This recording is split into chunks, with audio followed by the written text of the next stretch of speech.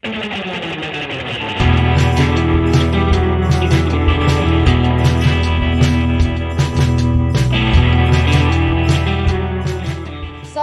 today on the Chaos to Creation Confessions podcast, we're speaking to Lisa Tahir from nolatherapy.com. Lisa is a certified lots of things, EMDR, reiki, and a thought coach through the Institute for Transformational Thinking. And I'm sure she's going to tell us a bit about some of those things later. What's most exciting for me is Lisa is passionately committed to working with people through all different modalities, through the senses of their body, by utilizing intuition, energy healing, meditation, sound frequencies, yoga, so many different things. It's really exciting. Now, two things we're going to talk to her about today is one is that she's the author of the Chiron Effect book, which was published just last year. And the second is that she's been the host of a really successful podcast for the last nearly 5 years now. And she's interviewed some really exciting people. So I'm going to shut up and we're going to speak to Lisa. Hi, Lisa. Welcome to the podcast.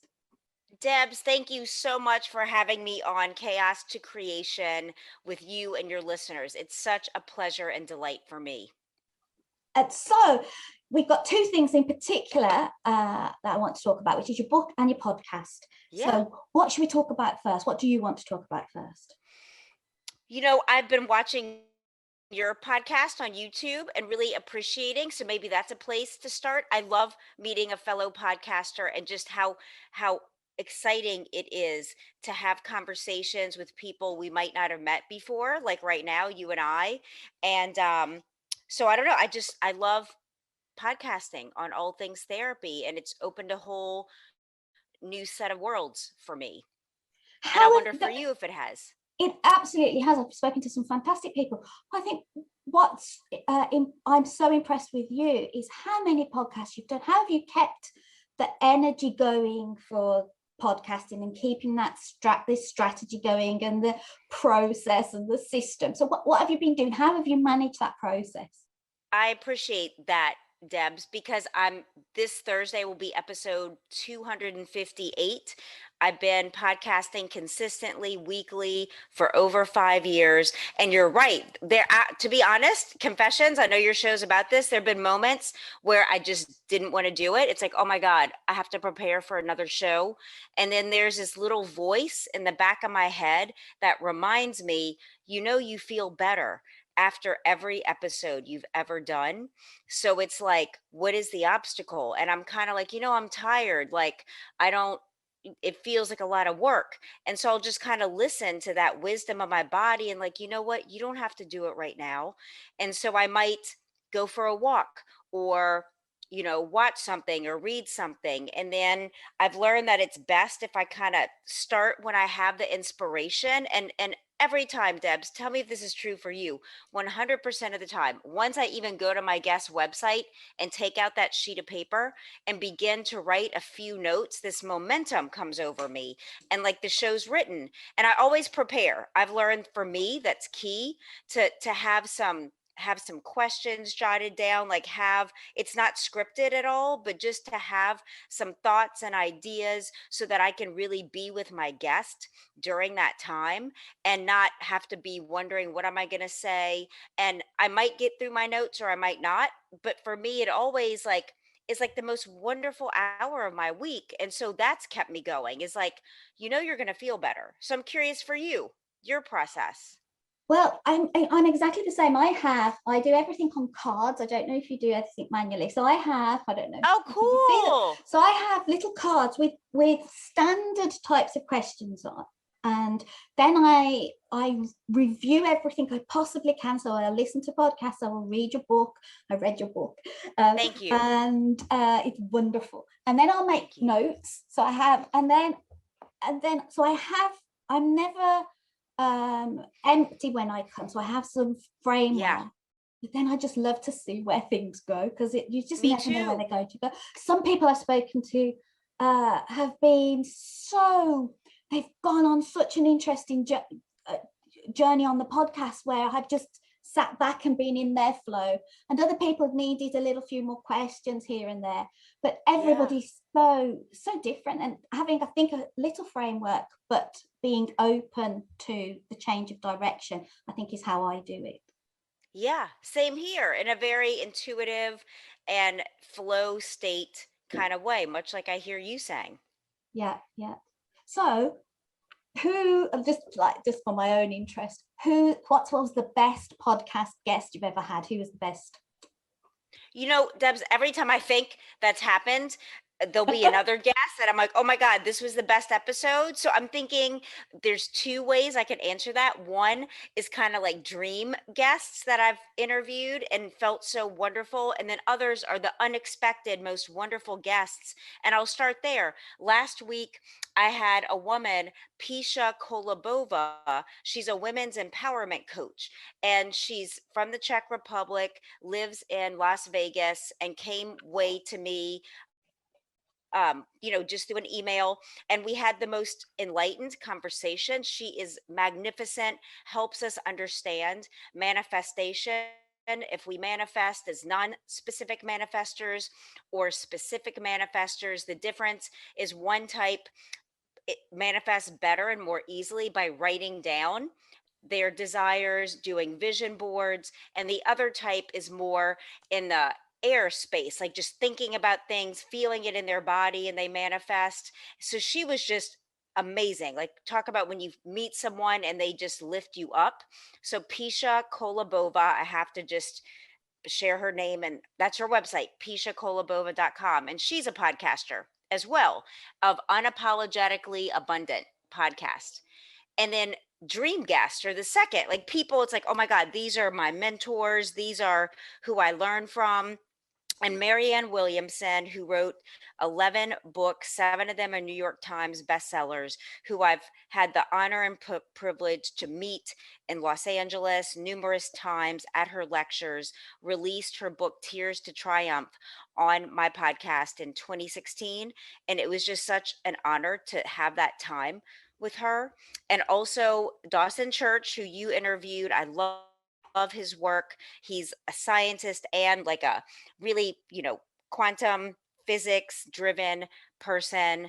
And just I find something in every guest. I've interviewed friends that have something going on that I appreciate and want the world to know about. And I believe podcasting is about changing consciousness one conversation at a time. And it really fills my soul. So I encourage you all to listen and see what you think. Yeah, I love it.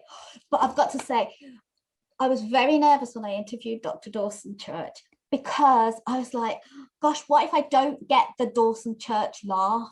Because he just got the best laugh. So I said to him, He does. I know. I said, you've got to promise you're going to laugh. You've got to promise you're going to laugh. And he was just laughing. And then when we started, he stopped. And I was like, oh no, he's not going to laugh. But he laughed. And then he started laughing again. Yeah. He talked about how it changes our frequency. I love that episode you did with him. Yeah. And he's just such a gorgeous guy. He's just lovely. He is. Like a great big teddy bear. He's just gorgeous guy. Yeah. Okay, so enough about talking about other people. I want to talk about you. So, Lisa, tell me the Chiron Effect. Tell me about the book, first of all. What's the book about? Why should we read it? Sure. The Chiron Effect was birthed from my own desire to understand, to answer the question, what is beyond, for both my clients, myself, for you listening today. We all are familiar with the patterns in our lives that lead us in places where we're feeling like, oh, here I am again, this doesn't feel good. Like, how do I move beyond where I am in my life? For some of you, it might be, my life is really amazing in 4 or 5 areas, but this one area I feel like I have consistent struggle in, or like insecurity around.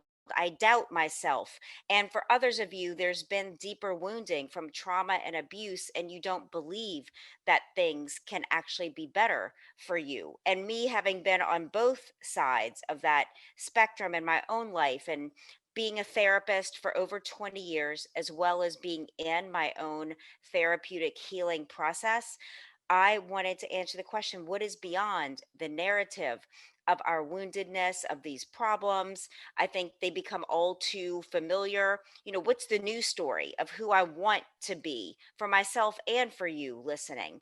And that's where I heard research Chiron, Chiron. And Chiron is several things. In astronomy, Chiron was identified as a minor planet in our solar system in 1977.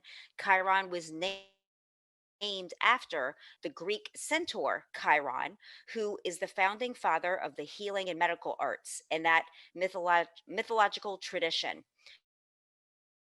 Thirdly, Chiron was written about and spoken about by Carl Jung in his work about the collective unconscious and the wounded healer archetype, that we embody animal instinct and human consciousness. And that's what makes us unique and different from other species. And I was like, okay, this is cool, universe, but like, where are we going with this? And then I discovered that in astrology, Chiron is in our birth chart. Just like you have a sun sign, you're a Libra, or you're a Gemini, or you're a Taurus, or a Scorpio, you have a Chiron placement in Pisces and Leo and one of those signs. And I discovered over after 3.5 years of writing and research that where your Chiron is identifies the main area that you tend to minimize yourself. You tend to doubt yourself, and you create these patterns of thoughts about yourself, which these thoughts dictate beliefs, and then we live within this parameter of belief, and that becomes our set frequency of the people, places, and things that we orbit, and then the people, places, and things that orbit us. Imagine yourself as your own solar system, and that's what the Chiron effect is. And it's about, by identifying and healing and nurturing ourselves through empathy and self-forgiveness in these areas that we tend to judge ourselves for, we go beyond that into the life of our dreams that we really wish to live. Wow. so for somebody who's coming to the book brand new, because I've read it obviously, what will they get from it? What's the breakthrough they'll find from the book? They're going to have the aha moment, first of all, that like nothing's wrong with you. I hear a lot of people, Debs, come into therapy just feeling so upset around feeling like there's something wrong with them because things in their lives haven't quite worked out, be it a relationship or in their work or in their finances or in their family. And we tend to personalize those experiences and think it's something about us when you are functioning just as you're supposed to. The things we go through in life shape and affect us, and it's the meaning that we make about those things is what then begins to create our lives. And so you're going to find in my book that there's nothing wrong with you. We all have certain areas that we feel vulnerable in, that we feel like we need to hide or protect, or like I don't feel so good about myself in this way. And to learn, instead of hiding that and protecting it and tucking it away and overcompensating or suppressing or repressing all of those defense mechanisms that exist, that we can bring this part of ourselves out into the light of day, understand it, ask what information it has for us, and then feel really empowered and strong and be able to share it with others instead of hiding it, and being that witness and example of how when we share the things that have brought us concern or fear in the past, they lose their power, and you start to feel more relatable, like kind of in your show, like sharing these relatable moments with each other helps people see we're more alike than different.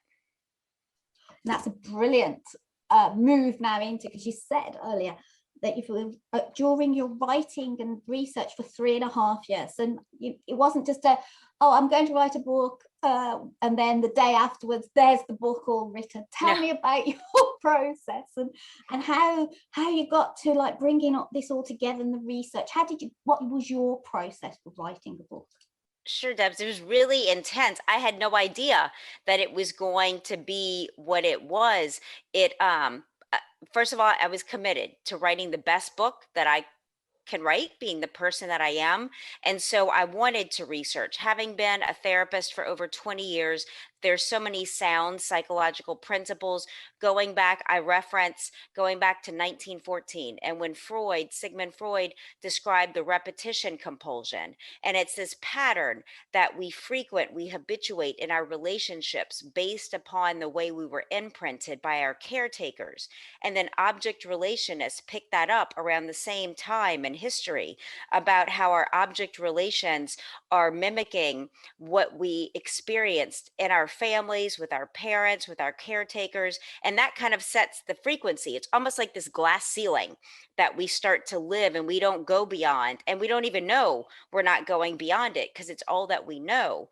And then, so my work, it incorporates all of what's been in sound psychological principles and expands it to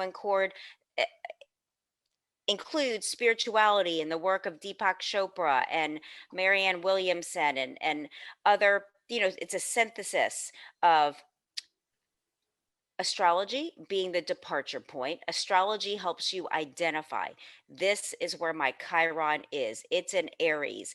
This is a core wounding in my sense of value and worth. And therefore, how do I go about healing that? And to give you a specific example, Chiron in the sign of Cancer has to do with core wounding by abandonment. And the wound of abandonment is really centered in a grief and loss process. And so I take the stages of grief as identified by Elizabeth Kubler-Ross, a psychiatrist, and David Kessler, and I correlated the 6 stages of grief to the chakra system. And I received permission from David Kessler himself, who I interviewed, and even the Elizabeth Kubler-Ross Foundation liked my post about it, to expand, what has been researched, what has been found to be true, and incorporate some metaphysics and spirituality to speak to that aspect of our lives: the spiritual, the psychological, the mental, and the physical. So one of the things I am noting here, I notice with lots of my clients, is the best books, the very best books, are the books that are able to bring together these around the edges, bring them all together, and then bring them into some sort of coherent whole so that other people can understand. And that's what you've done with your book.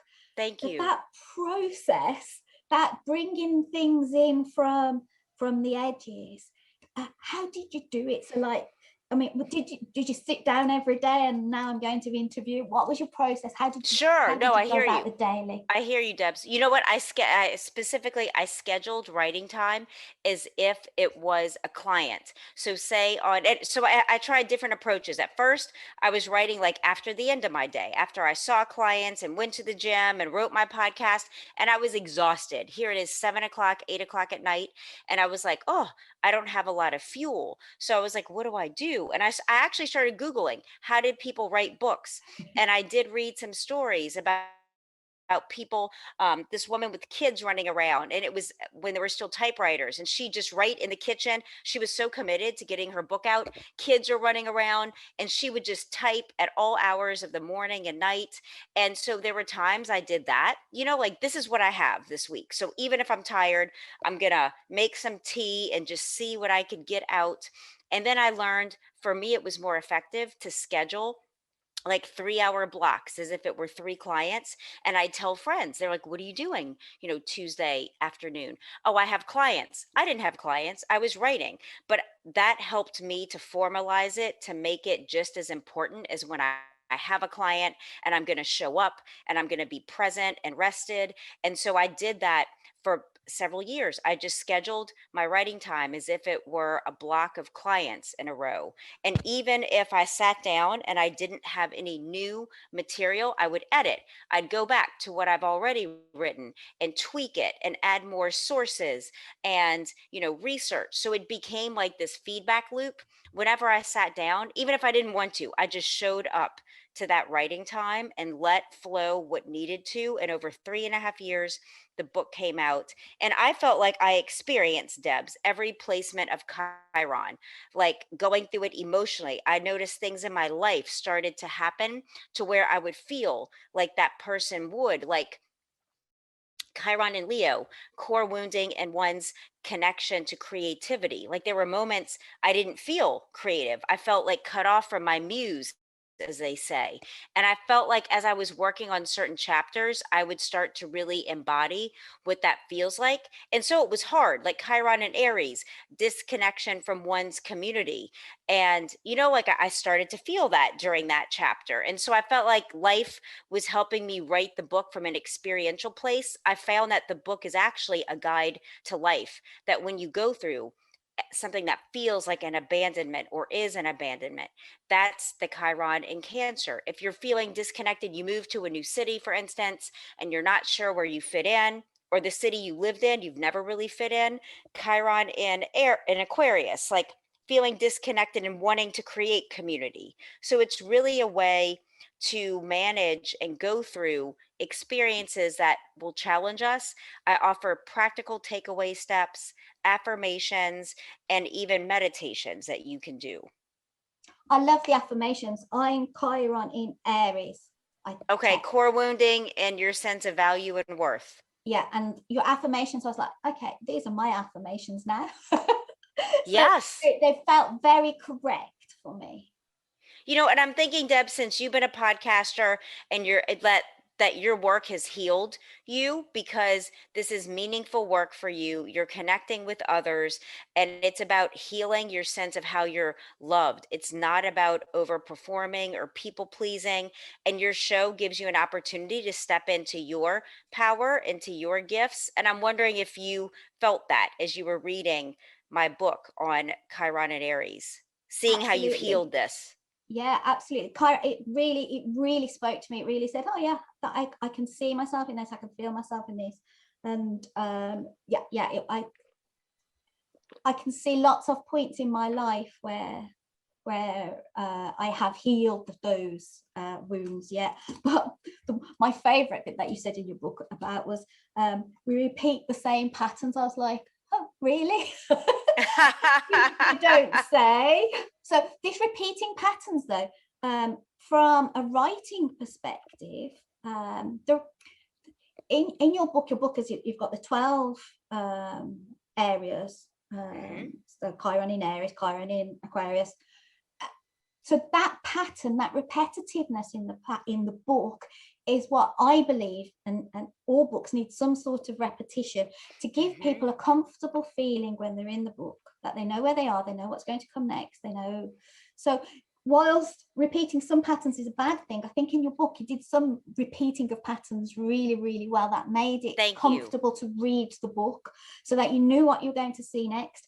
Was it very deliberate that you did that? It was intentional. You have an outline? Fantastic. It was very intentional to be reassuring, yet also like a coach. In my book, I take the stance. It's like receiving a warm hug and like, I see you, I hear you, I've got you. And at the same time, hey, why don't you look at this? And maybe you can do a little differently for yourself there. Maybe you can show up for yourself differently, because I'm a big believer in, though what's happened to us, especially when it's traumatic, when there's abuse and when there's loss, it's not your fault. However, to heal from that is our responsibility, and it takes a shift in our position and our mindset to, hey, who do I need to become to move through this grief, to move through this life change, this thing, this event? Who do I need to become so that I can be happy? Because we can change that frequency and tone of our lives regardless of what has happened to us or that we've done to ourselves. If you've been in drug addiction, like I talk about having healed from addiction.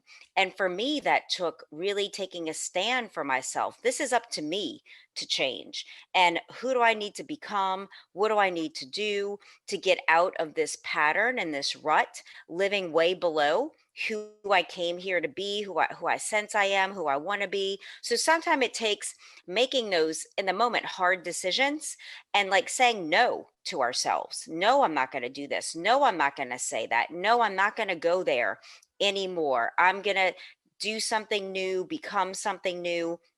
And for other people, it might be that you're so restrictive with yourself. You need to give yourself permission to have more pleasure, to have more fun, to laugh more, to take the vacation, to spend the money, so it's different for each of us. But the book addresses all of that. Yeah, absolutely. And you find yourself in the book, and then you feel comfortable when you found yourself in the book. That's how I felt. Thank you. Yeah, it was fantastic. But I want to go back a bit. I leap around, excuse me. Yeah, I like that. I loved your idea of scheduling time blocks in your diary as if you were your own client, as if your book were your client. Mm-hmm. So that was one thing that you changed. That was one great thing. Were there any other things that, if you could tell yourself 3.5 years ago before you wrote the book, what you would do differently? Is there anything else you would do differently? That's a really good question. Let me think for just a moment as my kitty cat makes an appearance with us. Gorgeous. Thank you. She likes being in videos.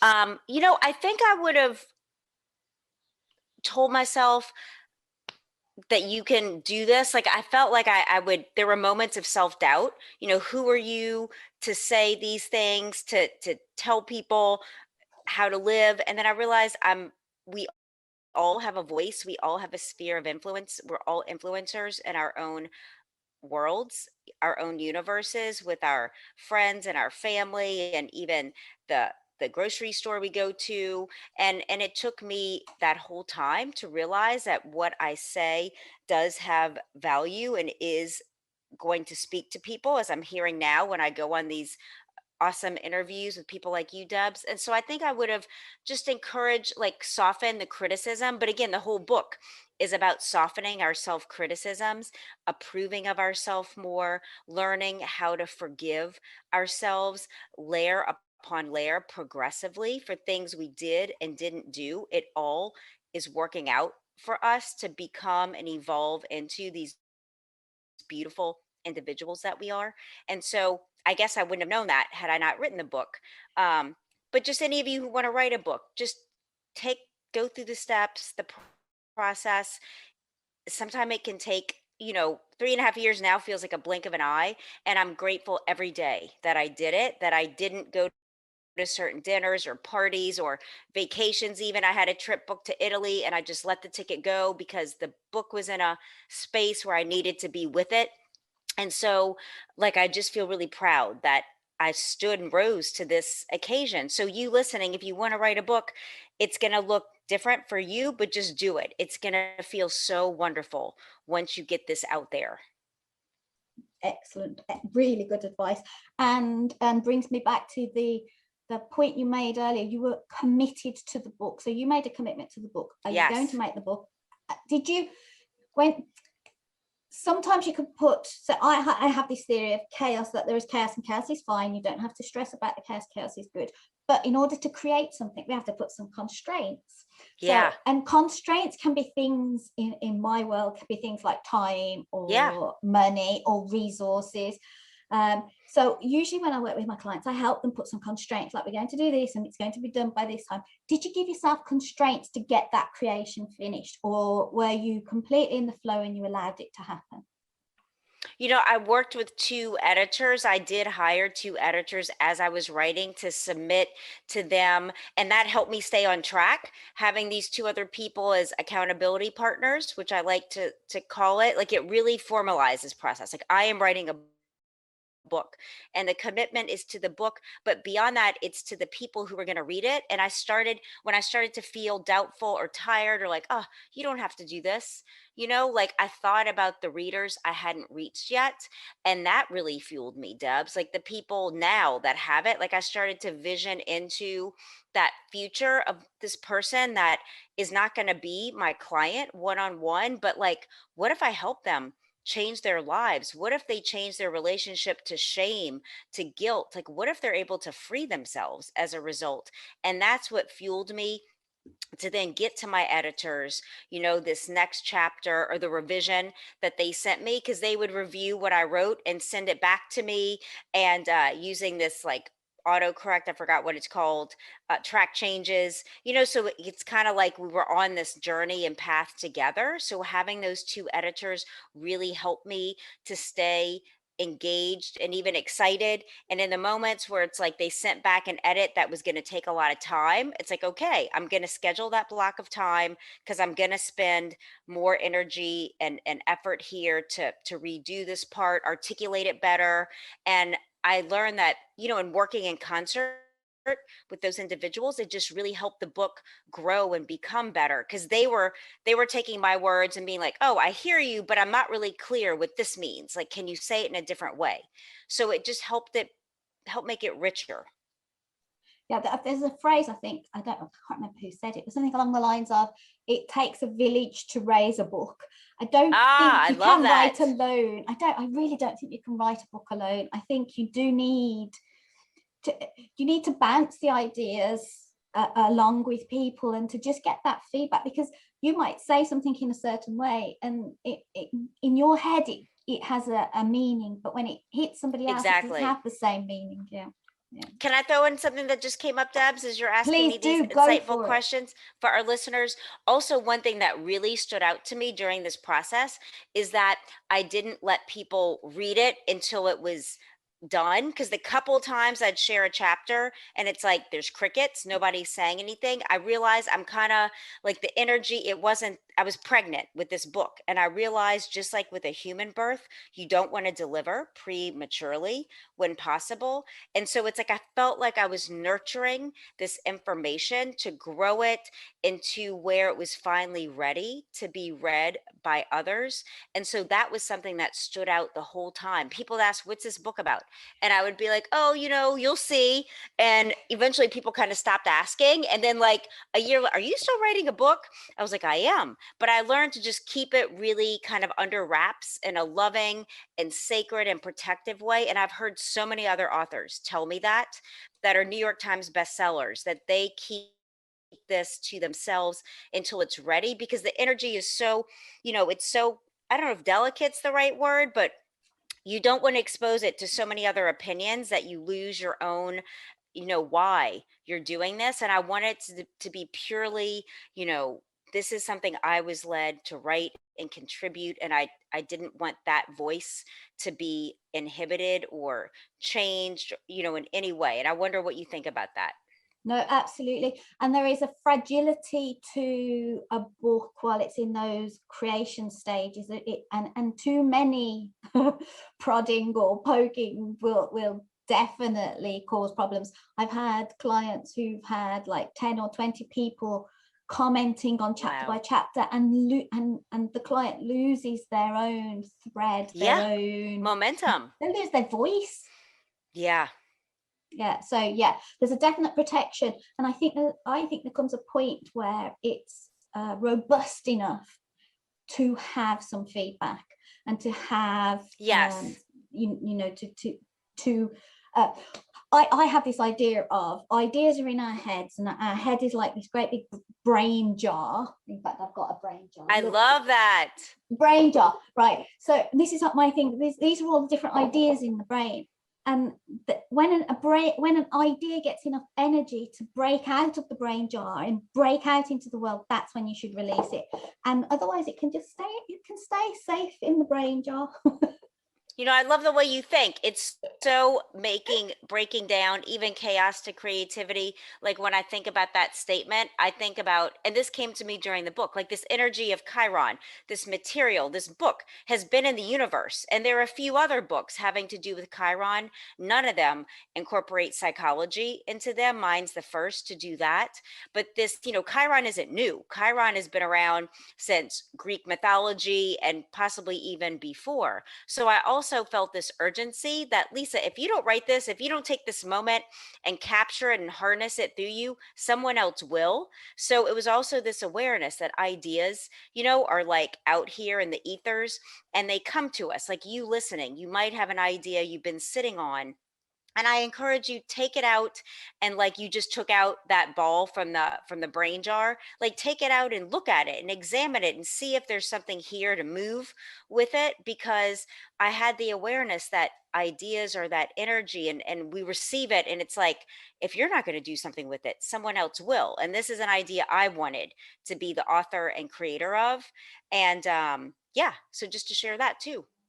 It's wonderful. And I know you said you were proud of what you'd achieved, and I imagine I can see why you're proud of it. Anybody who Thank creates you. a book, especially one that brings together different strands and different from around the edges and then brings it into a whole, that I understand the birthing process of that. I mean, it's like, to go back to your analogy. So change of focus a little bit. Yeah. I'm going to ask you a question that I love asking this question. It's one of my favorite questions in the world. So when was the last time you did something for the first time? Oh, that's such a wonderful question, Debs. When is the last? I feel like there's something, you know what? What's coming to mind is I feel like that it happened recently. I just had my 50th birthday on June 17th, and Congratulations.